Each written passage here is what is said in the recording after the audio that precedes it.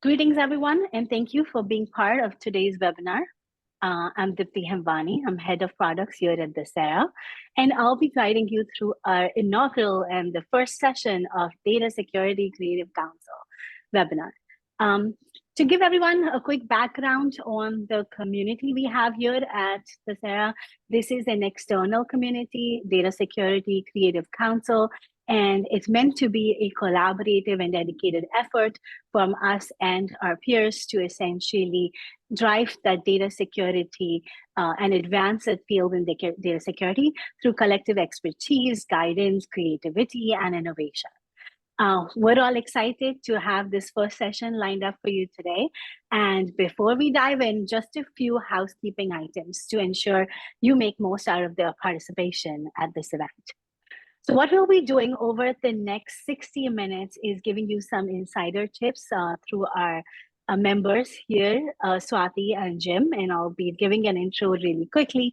And you'll be able to get deeper dive into what leaders like themselves aim to monitor and report and manage to mitigate their data security and governance risk. What I would say is if you have any questions, feel free to post them in the Q&A window within your control panel, and we'll gather and address these queries as they come along during the presentation and on a subsequent Q&A session at the almost end towards the webinar. And anything we don't get to live, no worry, will be answered through chat in the following conversation. So with that, let's get started. Joining us for today's webinar are esteemed industry experts, Swathi Joshi, VP of SaaS Cloud Security at Oracle, and Jim Rutt, CISO for the Dana Foundation. Thank you, Swathi and Jim, for joining us. And what we would love you to do is, to do the right justice to this, would you like to start and tell us something about your roles and responsibilities and potentially touch on your goals for 2024 and any challenges in the field? So since Swathi, I have you on my left here, why don't you get started and we'll pass it on to Jim. Sounds great. Excited to be here. Thank you, Deepti, for having me, and great to be here with you, Jim. So a little bit about me. I lead information security team for Oracle SaaS, 6-7 different security functions, that vulnerability management, our ethical hacking pen testing team, red team, or adversarial engineering team, all of detection and response, detection engineering, incident response, 2 SOCs. We have a government one and a commercial one, digital forensics, threat intel, all of that, and then governance, risk, and compliance. And the remit of my organization is to protect Oracle SaaS applications. We have 70 plus applications across various verticals, ERP, HCM, Twilio, etc. So goals for 2024. All right, that's a big one. Of course, there is no escaping ML AI apps, right? So there is increased security testing for those. And then also, I think we are seeing kind of in the industry regulated markets, right? Like if it's specific, Europe based, or if it's specific US Gov based. So regulated markets are emerging to be one of the top voices. So those two continue to be the focus for the business as we are going in. And coupled with sort of the various security teams I talked about, how can there be cohesion between those security teams? How can different programs feed into one another? So we build a holistic risk profile. That's kind of my goal this year. Thank you, Swathi. This is interesting. I mean, you touch upon AI and analytics over here.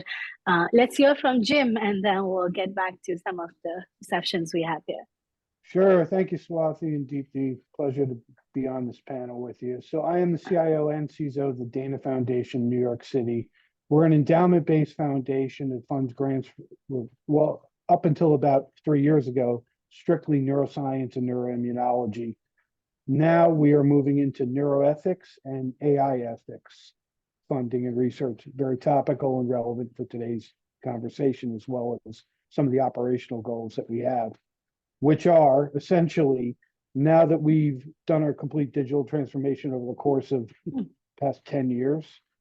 Wow. So we're now going to take a look at, obviously, I know it sounds like this has been said a million times, but looking at AI as an enabler, as an automator, and seeing where it's appropriate, how we're going to put guardrails around it, and then recast our entire security program around data access protection in general, because it's kind of an unknown, as we kind of know, in terms of some of the new ways that we can start to use these models, and also the integrations with all these applications. Therefore, so this can be a great conversation.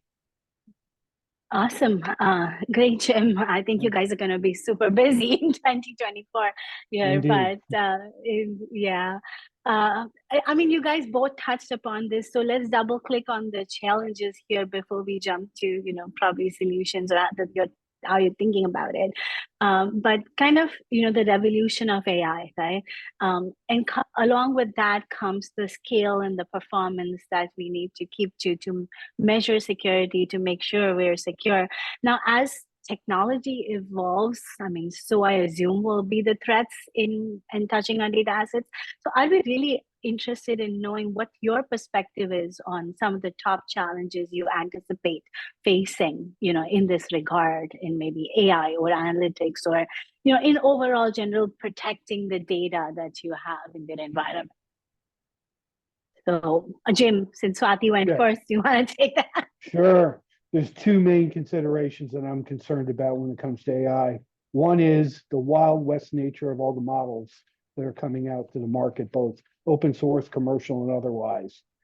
I don't know the types of governance around these things.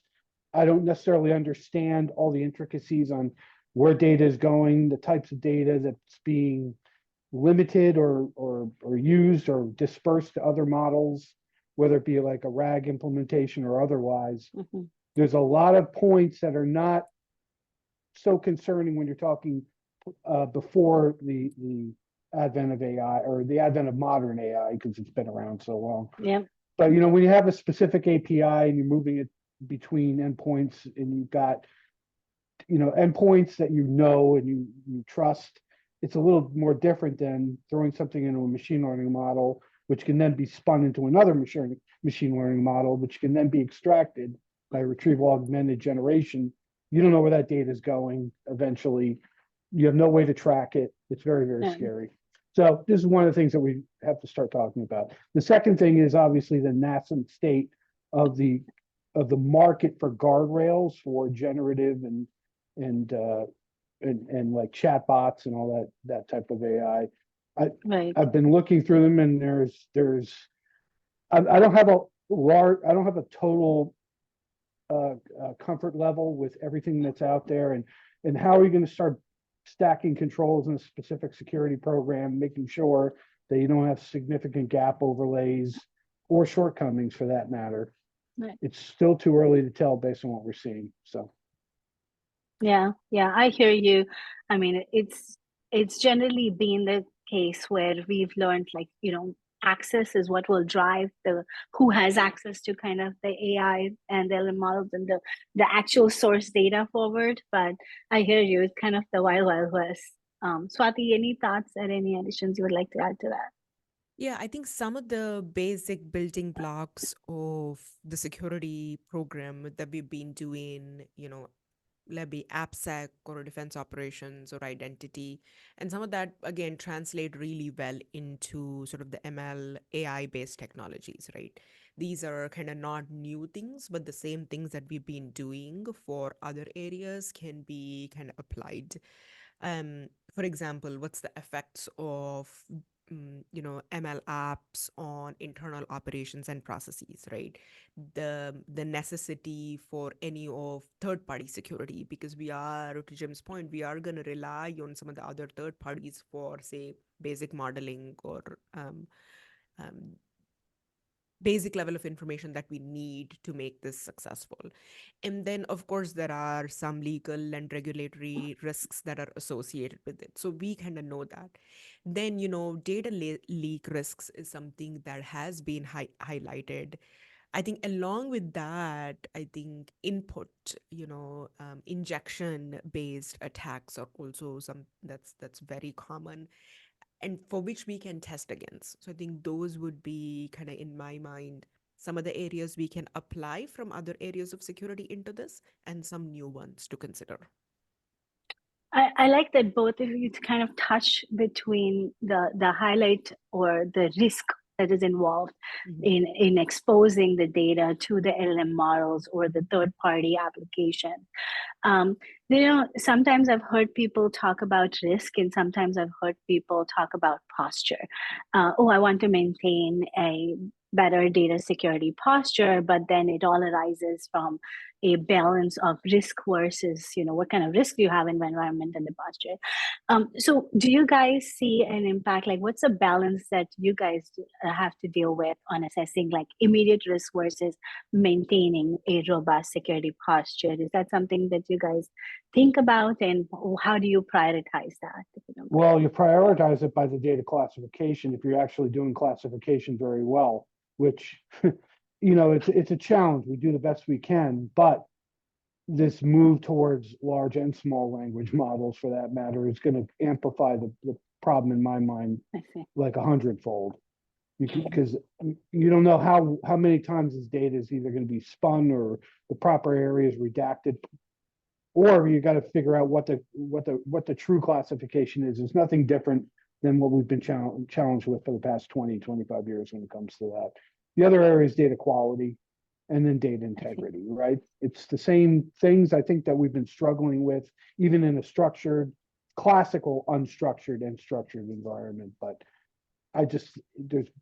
it's almost like a geometric challenge from that perspective. Interesting. I see. I think Deepti, you brought up a really kind of important question, right? Like, okay, there are immediate risks, and then there is, maintaining sort of overall long-term security focus on risks. We need to do both.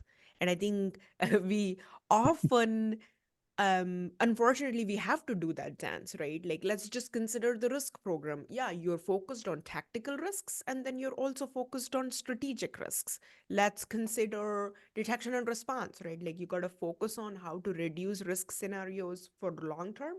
You also need to focus on what's happening in the industry news, and do we have associated detections and indicators and IOCs for that, right? So yeah, to kind of answer your question, if we consider a metrics program, say, we generally can think of it in two areas, right? Like, there is health. We need metrics for, I think, posture and health of the security organization or the security program. And then there is overall metrics for impact or risk reduction. And both are kind of equally important. I would say the long-term impact is more important, but point in time health, we are responsible for that as well. I see. That makes absolute sense. I mean, I'm curious to know if there is like a target North Star goal of a score or a posture score or a risk score that you guys go to, that you guys aim to achieve and monitor. Like, do you have like a big dashboard say, here is my, risk score, or here is my security posture score? Is that something you guys look at? How do you get and achieve that, maintaining that better posture or reduce risk? What do you guys do over there? Essentially, we manage our risk program or risk management program to the level of acceptable risk as dictated by our board. I mean, it's pretty classic.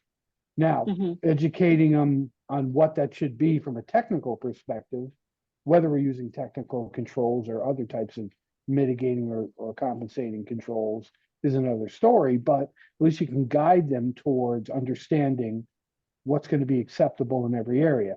Again, this is a whole new area when we're talking about, large language models and all the other effects there too. But, it's funny, I'm going to be presenting to our board a little more in depth on this just next week, and it's going to be interesting to see some of the feedback we get from that. Nice. Yeah. Awesome.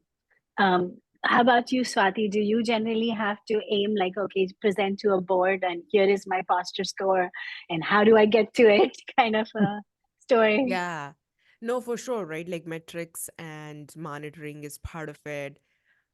I don't I don't kind of believe in that, I don't know what to call it, like the golden metric or like the guard metric, like I don't know what to call it. I personally kind of don't believe there is one metric that can tell the entire story, or that's why, we need a dashboard or we need a collection of various data points. And then ultimately I think the goal, which is hard, we're still kind of working towards that, to say, hey, when you implement a few different security controls, say when you have a WAF in place, when you have a data security tool in place, when you have DLP, when you have uh, pick some other preventative control, right? Like when you have that on one side, are you reducing the risk level on the other side? And that can be very hard to kind of explain, but that's the goal, to say, can we provide a holistic view to say, okay, when we have put this in place, hence we're seeing a reduction over here. I think that's the goal. I see. So, Swati, you totally crushed my paradigm. I was looking for that golden metric I could Sorry, Jim. hold on to for dear life. I have Oh, no sorry. answers for you. I love one number and one number only. Unfortunately, we haven't found it. No.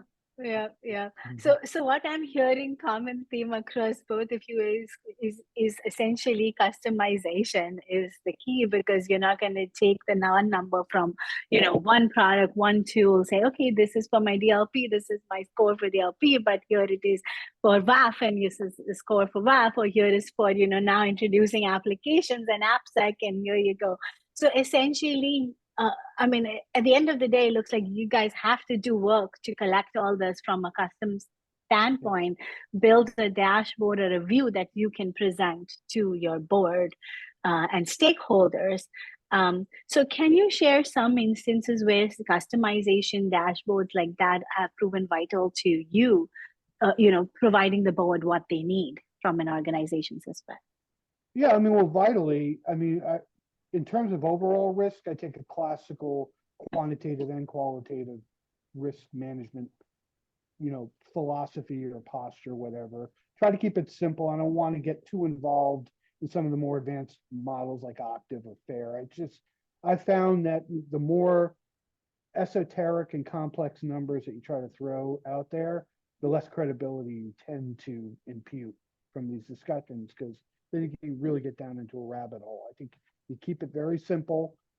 You educate the board on the different, again, technical controls, like DT, you were talking about scores for each control. Well, how do you even know if you need a control? It's kind of like the cart before the horse. You may Yep. not need a specific control for a specific function, because Yep. the value of that asset may not justify it. I think that's the Makes key. sense. You keep everything in a very classic quantitative dollar amount, type of discussion, and then do your best qualitatively to measure the efficacy of those types of Mhm. controls. They understand more, I think, intimately how the money is being spent and where the risk is being applied. And I just think it makes for a lot easier discussion, a much more qualitative conversation with the board, rather than digging down into some esoteric number about one risk that may not be the most important one to address at that specific time. Makes sense. Yeah, I think, just like sort of, you think about Deepti, maybe customizable dashboard for various of your customers, right? Because I'm Yep. sure each customers have kind of different needs. I think just like that, to Jim's point, each audience for the company, let it be board or internal stakeholders or external, are very different. um, and especially around if it's quantification of risk, I think security incidents are one easy way of telling that story. And in a lot of, if we look at regulatory and compliance frameworks, it's become a necessity now. So that's something that, yeah, every kind of stakeholder will be interested in keeping a track Mhm. on. And I think it's also this muscle, right? Like, okay, every quarter, like, here is what you can expect. Like, here Yeah, is the motion of regular updates. And then any kind of one-off things in terms of like what's happening in the industry or what's important to your organization or what kind of interesting insight came up from that analysis. I think that's kind of another. So I think there are two levels of customization there. I see. Yeah, absolutely. I mean, I think it's bang on. You mentioned about, risk and impact from regulations and things like that. Have you guys, or do you guys also need to ensure that risk, right? We've heard of many of the organizations getting cyber insurance, like to make sure that they are covered in case of a breach for all these aspects. Do you have certain metrics that help you get cyber insurance if you do need to insure? And what is your organization and how do they deal with the cyber insurance strategy? Yeah, so I'll tell you in our organization, and this has been for the past, I'd say 10 years or so, we've de-emphasized the use of certain clauses, I would say, within our cyber insurance policy overall, where we're focusing more, not so much on recovery specific elements or amounts within the policy, and more for areas where we don't have specific subject matter expertise. So, if we were to have a breach, we would want to more focus on legal counsel, public relations and the like, not necessarily data recovery, because we have other controls that handle that, and it would be a classic gap overlap. Why pay for I insurance see. when you already have a control or mitigating, compensating control there? But in general, that's essentially it's the risk fallback. That's cyber insurance, and I think at, it's not going to get any easier to get underwritten year after year. Especially, I think Mm, with AI, I don't even know how we're going to start looking at actuarial triangles for AI risk and how that's I going to see. factor into premium generation. It's already been to the point where there's a lot of sectors and a lot of folks in certain sectors that can't even get underwritten, period, no matter what controls they institute within their organizations. So we have enough just to get, it's not so much we have cyber insurance for recovering data for whatever, Hmm. technical controls. It's more for the soft controls. I see. I see.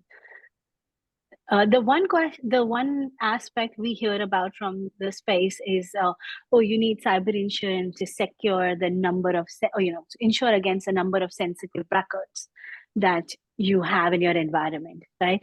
So, is there a way for you guys that how do you track the number of sensitive records that are out there in your organization? Is there a way you guys get this metric? Asset management is probably one of the unsolved problems of the security industry. I've been in the industry for 15 years and we've been talking about it in 15 years. And all jokes aside, it's a very difficult problem to solve, right? Like if it were easy, then, I would like to think we as a greater security community would have made lots of progress like we have in some of the other areas. Um, I think getting a point in time snapshot, we can do that and we know how to do that. There are various products, there are various strategies to do that. Um, Considering sort of the dynamic nature of the environment, right? Like I think it's slightly easier in a homogeneous environment. And when I say homogeneous, maybe it's just one cloud service provider, right? Like it's um, simple, maybe uniform technology stack, but that's far and few. Most of us are in a very heterogeneous environment where multiple Yeah. programming language coexist together, multiple tools, all of that. So getting a clear asset management kind of inventory can be quite difficult. And this is kind of my now I'm kind of moving into my personal opinion versus it's not as much tied to my employer. I am not quite sure how, insurance can be tied to one specific metrics, because I think cyber insurance is based on, I think Jim brought up a good point of what's the risk appetite of that organization? What's the threshold of that organization?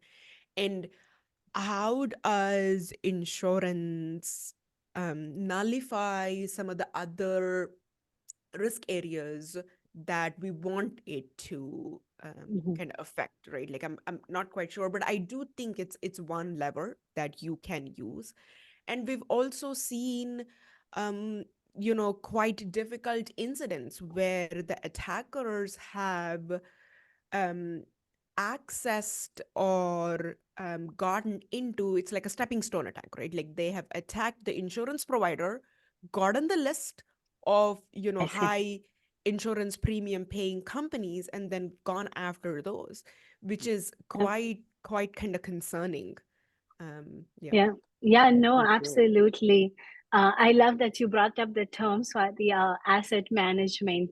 I'm going to throw in a new term that's gaining traction these days. It's like, oh, data security, posture management. And I know both of you touched on some pieces of it, like, oh, Jim mentioned, like, oh, we need to more and more figure out classification of our sensitive data, knowing like what type of data it is from a sensitive perspective. And you mentioned, and from an AI perspective, we talked about, oh, it's really important to know who has access to the source of the data, because what is going to feed into these chatbots is what's going to come out. So if Jim's not supposed to have access to it, but he's going to get to see it because he's using our chat application, right? So I mean, I've got it's kind plausible, of I got plausible deniability at all times. I think I know that's one exactly right. one of the things I want to hammer home, as Swathi just brought up, I thought was absolutely critical, is in terms of the ephemeral nature of data and how it's never really going to enable true asset management in the classical sense, like all these other third-party providers are claiming that it can. It can get you close, but this data is now not only moving at such a rapid cyclical rate, but also changing by way of these large language models, that I think it's going to be truly impossible to get to larger than maybe a 70-80% efficacy rate there. So that's going to add on to the classification problems that I mentioned Classification. previously. So do you guys have tools in place to give you asset management, classification, access, monitoring? Like, do you guys have something in place today? Are you guys looking for something? We do, but we have multiple tools, and then try to bring all that data together, so that it makes sense, is very difficult. And again, how accurate is it?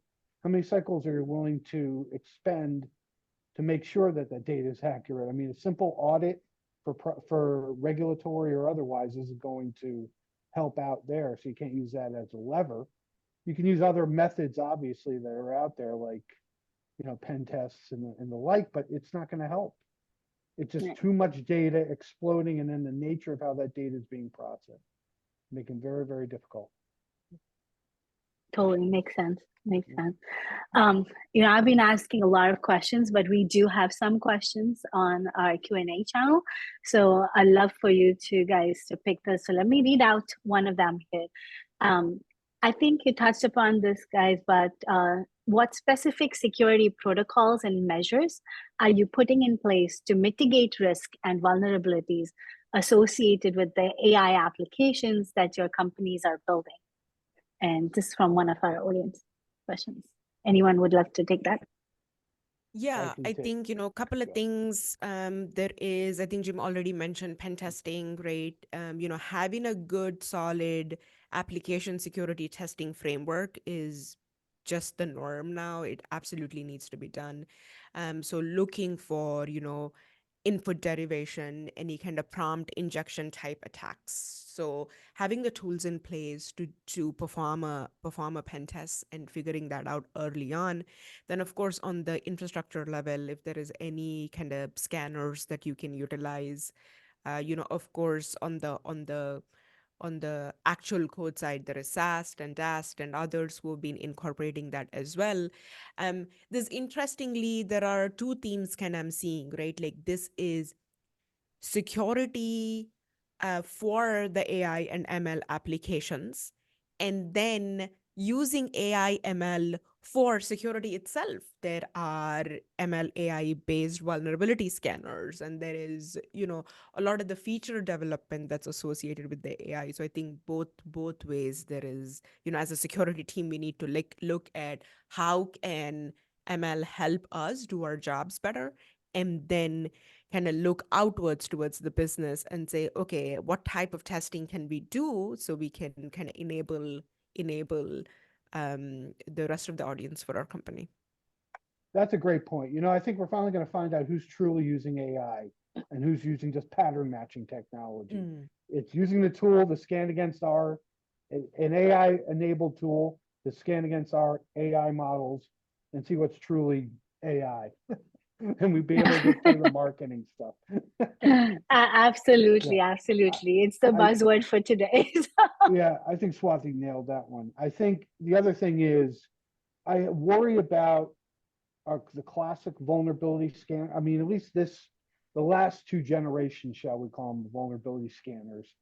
How with the nascent level of IOCs that are related to LLMs, and how many researchers are really looking at stuff that will really impact us, and how quickly these scanners are going to be able to pick up on some of these nuances around that. It's going to be a while, and I think it's just the beginning of attack vectors and other threats that are revolving around this that we don't even know about yet. And we're not really sure. I have to be honest, we're not experts here, so I don't know how to lay out the path like we do in a traditional data centric environment. Like we have a pretty good idea, I'm sure Swathi and I, what controls we'll basically need in a traditional quote unquote legacy data environment, whether it be an on-premise, hybrid, or cloud environment. But this is like a whole new frontier. Yeah, I think you kind of, Jim, touched upon the next question, because another question around, following this was, given the transient nature of the data and the complications for asset management, particularly influenced by LLMs, I believe, Jim, you mentioned that it's not feasible to surpass an 80% efficacy rate in data classification. So how should orgs address that limitation? Like, what do you think the future would look like? That 80% number is super specific. That's why I kept it kind of vague. Yes. Yeah. I mean, I think it's going to be for us to watch and learn and see how we can do to the best. Would you guys agree with? Yeah, well, I think, not to beat a dead horse here, but I think it's the ephemeral nature of what we're dealing with. Yep. I mean, I just, to get a point in time snapshot of what we're doing in any given point, time is great, but how relevant is that going to be an hour, a day, a month, a year later? And how does that inform us on our overall data protection strategy? Yeah, sounds like it's going to be a journey before we get there, and it's going to be maturity from all angles, right? I'll take one last question. Yeah, I just want to say, unfortunately, that I think we're going to have to see some unforeseen stumbles out there in public and in the news before we can figure out which way we're going to go with this stuff. Yep. I think that's to the point. We'll take one last question before we wrap up the webinar today. It was around customization. So can one of you elaborate on how you determine which capabilities or data points to include, when you build a customization? And I'll ask another added question to that, if you don't mind, is, do you guys generally have to deal with a dollar value that you add to this customization when you present to your stakeholders? How do you guys go about doing that? So I think couple of thoughts here, right? Like one around, if you go into your organization, say irrespective of if you're a new leader, if this is the new security program or the security program has been existing and you're kind of taking the reins of it. Um, After your sort of initial listening tour and assessment, you'll have a pretty strong idea of what are the areas we are invested at the right level and what are the areas where maybe we need a bit more focus. Or do you think, there are some areas where the focus is there, but maybe they're not the right kind of focus, we need to shift slightly, right? So that's one thing. How can you tie that back into what are some of the dashboard customizations I can make to either highlight some of the areas that need further investment and improvement? The other side of it is, what's happening in the industry, especially as it relates to your specific business vertical. If you're in retail or if you're in, healthcare, kind of pick your kind of vertical. And then, if you look at the DBIR report, or if you look at some of the other, M-Trends and some of the other industry leading reports to say, okay, misconfiguration seems to be sort of the number one thing that's happening in the past 2 years, right? So how can we translate that to say, okay, how can I now highlight what is the causation of these specific events that are happening, and how can I represent it in my dashboard? So that's how I would kind of approach that. Spot on, Swathi. Jim, anything to add? Yeah, so I kind of take it from, I'll kind of I'll answer the second question first in terms of costs for dashboarding and all that. I mean, it's kind of built into what we're allocated anyway, but we use the dashboarding not only for monitoring and for compliance, but also as a sales tool. A sales tool for our board, for the committees that, our finance committee as well, to help justify and educate on some of these controls. You have to be able to, not only inform, but, and the main coverage points are obviously regulatory and compliance. But past that, everything else is going to be pretty much a sales job. So we focus on those metrics that'll help.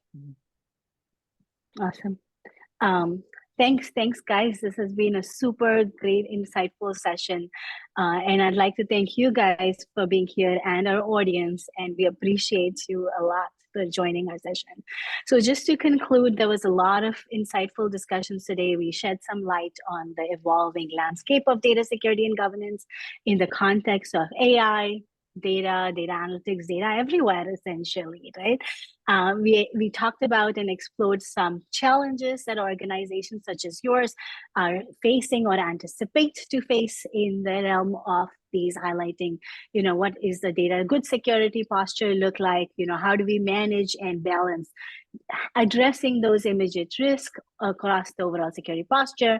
How do we present this to the stakeholders involved through customization, through reporting, through visual aids, even impacting like, okay, how do we sell it to these stakeholders as far as Jim's last comment here, and how do we assign, like, what do we need to invest in from the 2024 standpoint? And judging that, we talked about cyber insurance and how that underscores kind of what are you actually securing? How do we get to that asset management or the data, which is the crown jewels of your organization, in order to protect that? And how do we thus strengthen in the data security posture in this ever-evolving landscape with confidence? So I think that was a really good discussion. Thank you again for being there, for participating in our theme for this last quarter. I really encourage our audience to go take a look at building your executive dashboard white paper, which has Jim and Swathi presenting us with a lot of insights in there as well. And our Data Security Council page for more information and upcoming sessions. The theme for next quarter is actually tied in with what we discussed today around compliance and regulation mandates and how that impacts security. So would love for participation in our next theme as well. So thank you again for joining the webinar today. See you next time. This is Deepti Hemwani. Bye. Wonderful. Take care. Thank you. Thanks, Jim. Thanks, guys.